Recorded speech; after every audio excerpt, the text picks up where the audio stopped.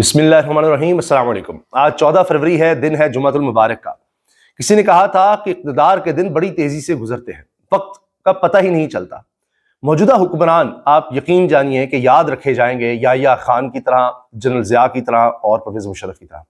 शायद इन तीन के नाम मैंने ले तो लिए, लेकिन जो मौजूदा हुक्मरान है इनका हशर कहे, इनको याद इनसे भी बुरे अल्फाज में किया जाएगा। जो कुछ ये इस मुल्क के साथ कर रहे हैं, जिनको ये अपना आका समझते हैं, वेंटिलेटर लगे हुए हैं जिनके, खुद इनके बयानात थे ख्वाजा आसिफ के, उनकी तरफ से अब बहुत बड़ी खबरें आने लग गई हैं।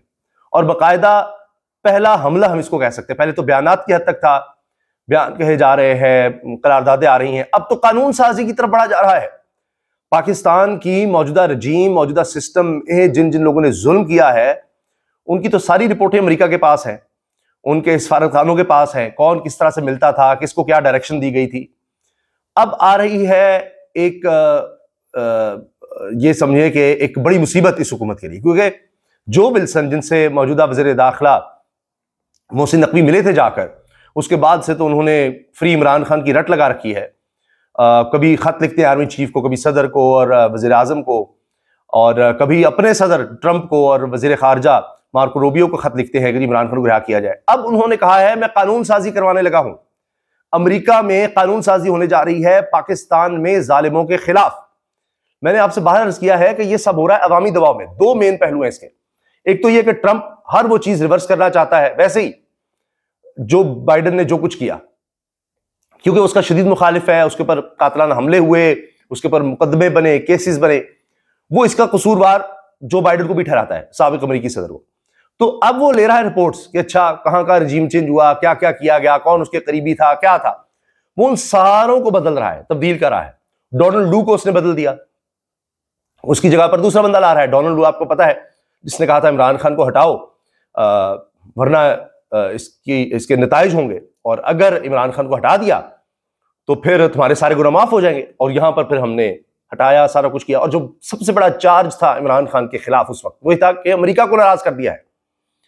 अब जब अवामी दबाव है, अमेरिका पर भी अवामी दबाव है। एक तो ये ट्रंप वाला मैंने मामला बताया आपको, जो बाइडेन का मसला, दूसरा वहां अवामी प्रेशर, वोट लिए हैं, और ट्रंप एडमिनिस्ट्रेशन में जो लोग हैं उन्होंने ये कहकर पाकिस्तानी कम्युनिटी से, एशियन कम्युनिटी से, वहां जो डॉक्टर कम्युनिटी है बड़ी स्ट्रांग है, उससे कहकर वोट लिए कि जी हम तो इमरान खान के लिए वोट दे रहे हैं, आप उसके लिए क्या करेंगे। वहां पाकिस्तान की हिस्ट्री में, अमेरिका की हिस्ट्री में पहली दफा करारदाद आ गई, खत लिखे जा रहे हैं। तो ये प्रेशर बढ़ता बढ़ता ये तो होना ही था।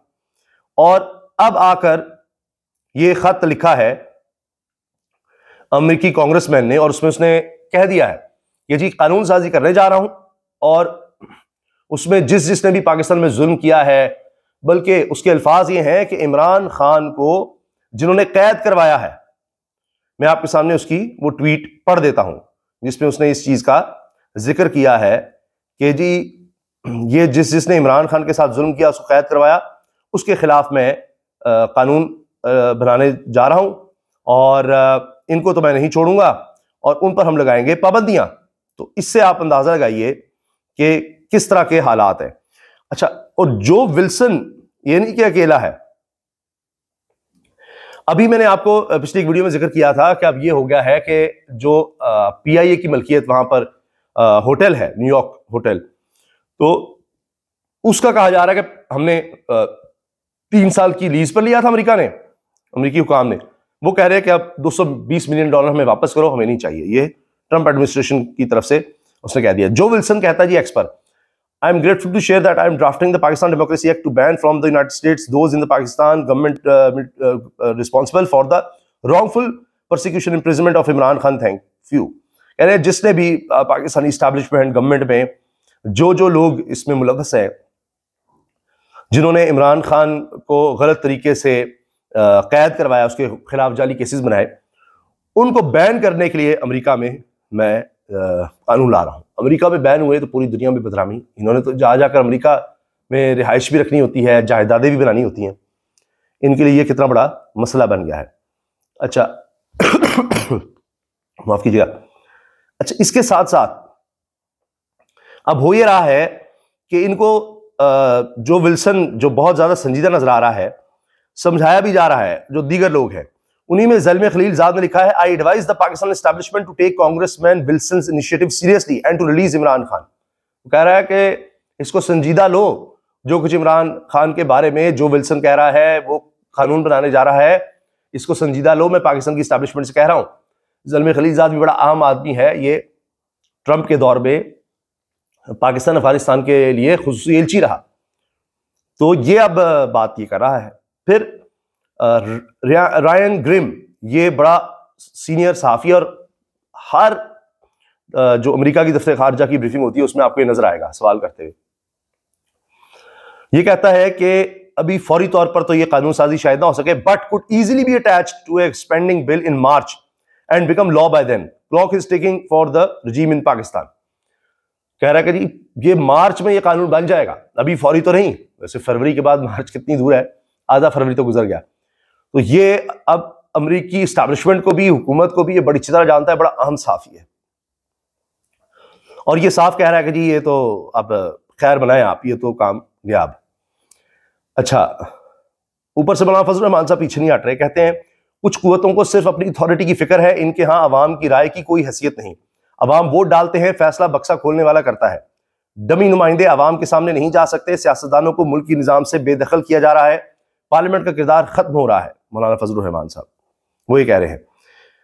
इसके साथ साथ जनाब और अहम खबरें भी आपसे हम शेयर करते हैं, जिसमें आली हमजा साहब ने कहा है, कौन पार्टी रहनुमा कारकुनान के साथ खड़ा रहा, कौन नहीं, इमरान खान को सब बताऊंगी, एक एक नाम अब आएगा। और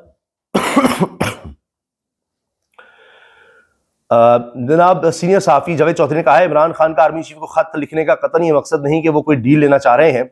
इमरान खान रोजाना की बुनियाद पर खत लिखकर एस्टैब्लिशमेंट को सिर्फ छेड़ रहे हैं, ये कह रहे हैं। और वसीम मलिक कोर्ट रिपोर्टर बहुत निडर लिखते हैं, जनाब याहिया खान ने नए जजेस का हलफ सुप्रीम कोर्ट के लॉन में लेने का फैसला किया, तो हलफ बर्दारी की इस तकरीब की वजह से शारा दस्तूर पर ट्रैफिक रोक दी गई, लोगों को तंग किया गया।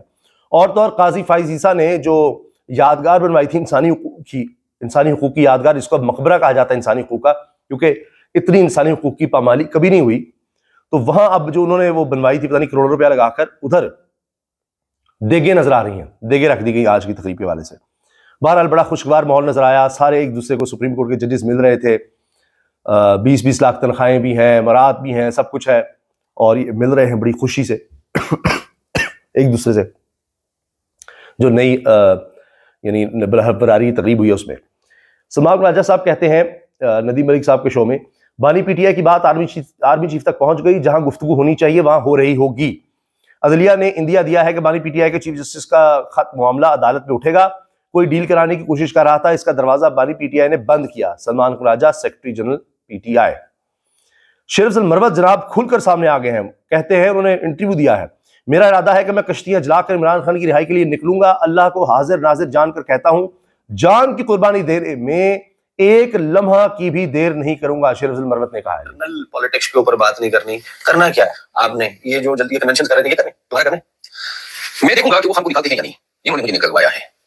और मेरा इरादा यह है कि पार्टी के अंदर डिसिप्लिन और ये चीजों के होते हुए मैं कोई अमली कदम नहीं उठा सकता था। मेरा इरादा यह है कि किश्तियां जला के खान की रिहाई के लिए निकलूंगा। मुझे यकीन है पाकिस्तान तहरीक इंसाफ का वर्कर, हर पाकिस्तानी जो पाकिस्तान में हकीकी आजादी चाहता है, कानून की बालादस्ती चाहता है, वो मेरे साथ निकलेगा। अरे मैं खुद निकलूंगा, पार्टी पीछे रह जाए, मैं अकेला ही निकलाऊंगा। और हमने ये 26 नवंबर के सामने से बहुत कुछ सीखा है। लिहाजा मैं ये समझता हूँ कि शायद वक्त है पाकिस्तान के लिए, पार्टी के लिए और पाकिस्तान में कानून की ईमानदारी को लागू करने के लिए ये वक्त है कि हम कोई कुर्बानी दें। अगर ये कुर्बानी हमारे खून से आ सकती है, मैं अल्लाह को जान के कहता हूँ कि मुझे ये कुर्बानी देने में एक लम्हे की देर में नहीं करूंगा। और खान जो है इसी तरह बाहर नहीं निकलेगा कि मैं खान के लिए और जान कुर्बान करने को तैयार हूं। निकलेगा अवामी मुजाहिमत के जोर पे। एक वारदात की 26 को, अब इसका खमियाजा हम भुगत रहे हैं। मेरा ख्याल है करके मैं पार्टी के मामलात में दखल नहीं हो सकता हूँ। वो कह रहे कि को चाहिए कि मुजामत के बगैर नहीं, लोगों को हौसला दे, हिम्मत दे। हमने यही काम किया। मैंने जो सबसे बड़ा काम किया है, जिसपे मुझे फख्र है और जिसका वो ये है कि 9 मई के बाद मैंने कौन को हिम्मत दी है। मैंने जो तकरीर की, जो कन्वेंशन किया, जो जलसा किया, जो सोशल मीडिया इंटरेक्शन हुआ, सबको मैंने कहा कि हमने क्यों जुर्रत और हिम्मत जो है पकड़नी है। आपको मैं मिसाल दूं, तो वो अब जनाब शेर मरवत अगर अकेला भी निकल आया तो ये हुकूमत के लिए बहुत बड़ा दर्द सर होगा। दहशतगर्दी के खिलाफ जंग और मसला कश्मीर पर पाकिस्तान के साथ खड़े हैं, तुर्क सदर ने कहा। तुर्क सदर पाकिस्तान का दौरा मुकम्मल करके वतन वापस चले गए। हाँ, ये बहुत बड़ी खबरें आ रही हैं। मोदी की ट्रंप से मुलाकात हुई, अमेरिका का भारत को F-35 समेत कई अरब डॉलर का फौजी सामान देने का ऐलान, अंदाजा लगाइए आप। लेकिन यह भी हुआ है कि अमेरिकी सदर डोनाल्ड ट्रंप का भारत को तेल और गैस फराहम करने का भी ऐलान सामने आया है। अलबत्ता मोदी के खिलाफ बहुत बड़ा मुजाहरा हुआ है, व्हाइट हाउस के सामने नरेंद्र मोदी के खिलाफ बड़ा मुजाहरा, और सिखों ने इस मुजाहरे में शिरकत की है, वो खालिस्तान तहरीक, आज़ादी की तहरीक चला रहे हैं। उस हवाले से उन्होंने वहां पर मोदी के खिलाफ और जो जुल्म हो रहे हैं उसके खिलाफ एहतजाज भी किया है। ये हैं जी अब तक की ताज़ा तरीन अपडेट्स। इजाज़त दीजिए, अल्लाह हाफिज़।